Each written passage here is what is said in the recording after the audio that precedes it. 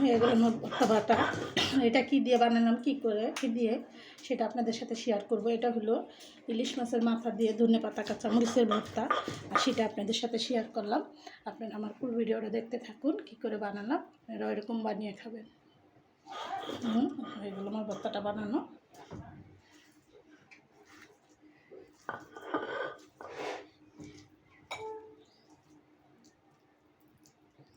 এটা হলো ইলিশ মাছের মাথার ভর্তা, আর এটা ধনেপাতা আর কাঁচামরিচের ভর্তা। দেখেন কত সুন্দর হয়েছে দেখতে, আর খেতেও খুব সুস্বাদু। আপনারা ওরকম করে বানিয়ে খাবেন। আর ভিডিওটা বর্ণনা করে এখানে রেখে দিলাম। আসসালামু আলাইকুম। ভর্তা ভাত খেতেও অনেক ঝামেলা। দেখেন কাঁচামরিচ দিয়ে আমি ভর্তা করবো। কাঁচামরিচ নিচ্ছি, আর এর নিব দেশি পেঁয়াজ, একদম ছোট ছোট। অনেকে বড় পেঁয়াজ পছন্দ করে, কিন্তু আমি বড় পেঁয়াজ পছন্দ করি না, আমি ছোটো পেঁয়াজই পছন্দ করি, দেশি পেঁয়াজ।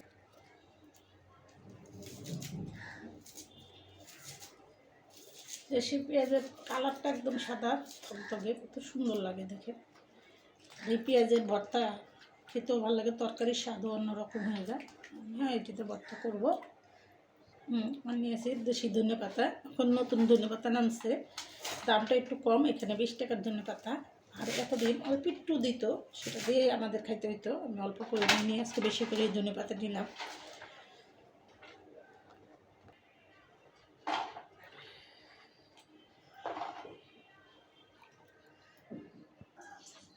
আমি এখানে 2টা ইলিশ মাছের মাথা নিয়েছি, এটা আমি একটু ভেজে নেব।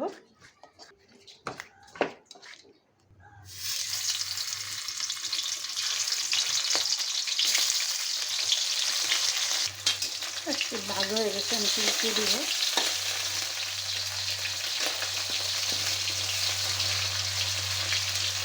এখন দিয়ে দেবো কাঁচামরিচগুলো।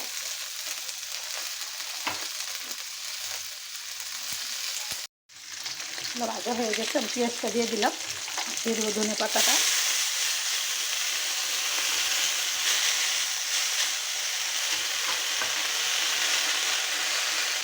দেখেন ধনে পাতার থেকে কত পানি হচ্ছে, আমার আর পানি দেওয়া লাগবে না, হয়ে গেছে ভাজা। আমি এখন ভর্তাটা বেটে নেব, মরিচগুলো একটু বেটে নিব।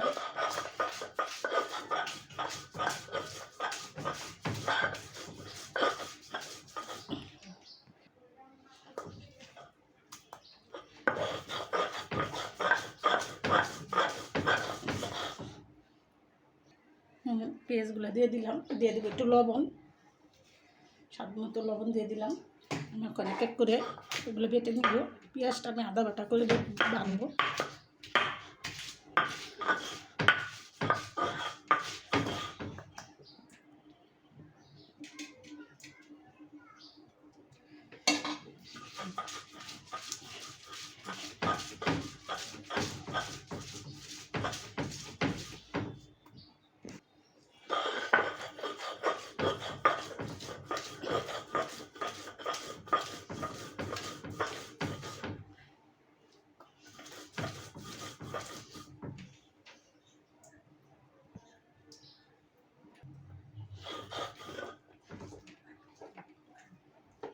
ধনে পাতা দিয়ে মরিচ ভর্তা এরকম করেই বানানো যায়, আর এরকম করে বানিয়ে খেতে খুব সুস্বাদু। আমি ধনে পাতা আর মরিচ বাটা একটু রেখে দিব। দেখেন কত সুন্দর হয়েছে, এটা আলাদা করে রেখে দিব।